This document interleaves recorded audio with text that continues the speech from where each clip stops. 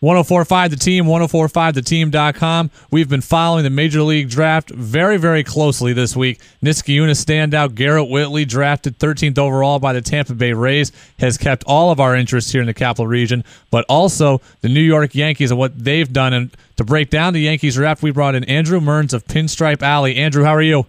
I'm doing well this morning. How are you? Good. We are 10 rounds through the draft. The Yankees have had 11 picks thus far. Andrew, what are your thoughts on the Yankees draft so far as we head into day 3? Well, it seems that they took a draft strategy of going for the safe picks rather than really taking big risks with guys like Brady Aiken or Michael Mazzuella, the guy from Duke. It seems like they decided to take the guys who weren't as much who weren't as concerning really, and with their first pick, James Kaprielian, he's a very safe bet.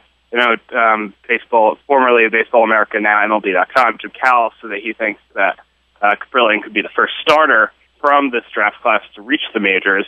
And in a draft class that wasn't exactly standout, especially compared to recent years with the Bryce Harpers and the Strasburgs and even the Carlos Correas, there wasn't really a huge crop of talent after the first few picks. So I think the Yankees did a pretty fine job trying to play it safe, really.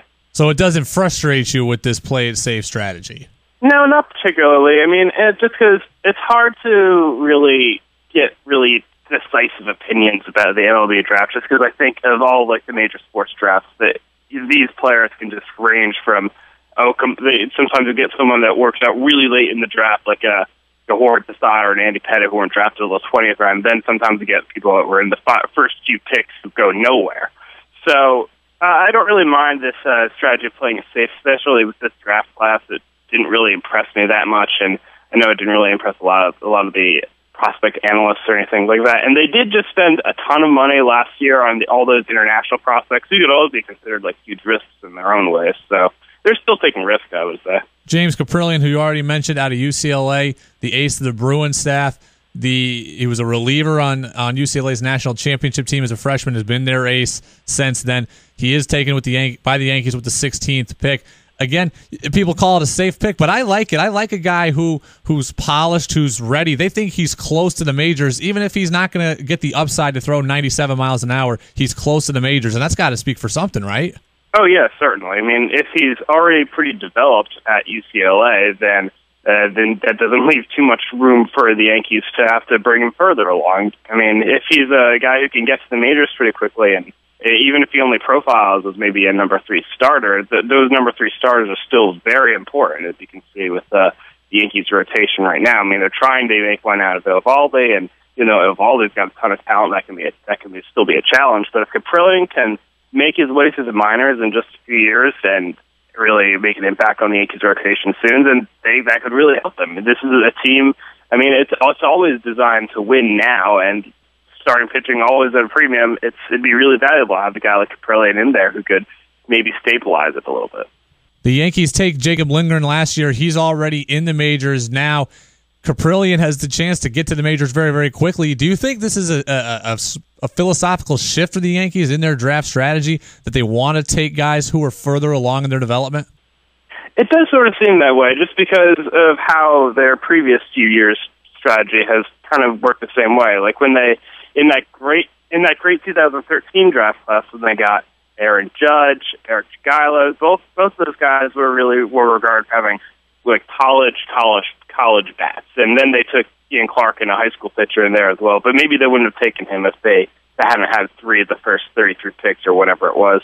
But in the years before that, they've been burned by Ty Hensley, who had all these injuries and was a high schooler. They got burned by very reach picks like Cito Culver, Dante Bichette Jr. So it seems like maybe they decided, well, instead of trying to do these weird signability picks or just these picks of maybe just going for character, I'm not really sure. To this day, I'm still not really sure what the fascination with Culver and DBJ was, other than DBJ being, I think, Joe Girardi's godson or something like that. But I think it does seem like there is a strategy to the safer picks rather than these risks. What's your thoughts on the Yankee season as a whole so far? It's been an up-and-down roller coaster.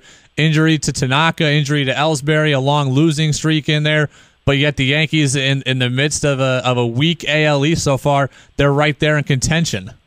Yeah, it's definitely been bizarre, as you mentioned, very streaky. Because remember, just like what was it, just maybe a couple weeks ago, they had the 6-game losing streak. Everything was gloom and doom, and now they're on a 7-game winning streak. And they swept a bunch of series recently, and they beat Max Scherzer last night, and they just seem to be on a roll. But we've seen them slip and slide, and then go really, really hot for a while. So it's hard to predict what exactly they're going to do. But I mean, if they can keep up what they're doing recently with all the winning, then yeah, that's great. I do wonder how long that can keep up, though. I think that with Tanaka back in the fold, it definitely helps stabilize the rotation a ton, because before you'd really only had Michael Pineda as your one reliable starter. But now with Tanaka in there, that gives you 2 great shots. Sometimes CC can come through. Sometimes Eovaldi can let his potential shine through. And Adam Warren has definitely been terrific on the rotation. It's going to be very hard for them to make a decision when Ivan Nova's ready to return. Well, that 6-game losing streak for the Yankees was highlighted by a sweep in Oakland, but have no fear. If you're ever struggling, just go take a trip out to Seattle and beat up on my Mariners, as the Yankees seem to do, so that always helps. Andrew Mearns, Pinstripe Alley, with us here, 1045theteam.com, breaking down the Yankees draft and the Yankee season as a whole. Thanks for being with us here, and we'll talk to you again soon. Yeah, sure, no problem. I'll be happy to come on again.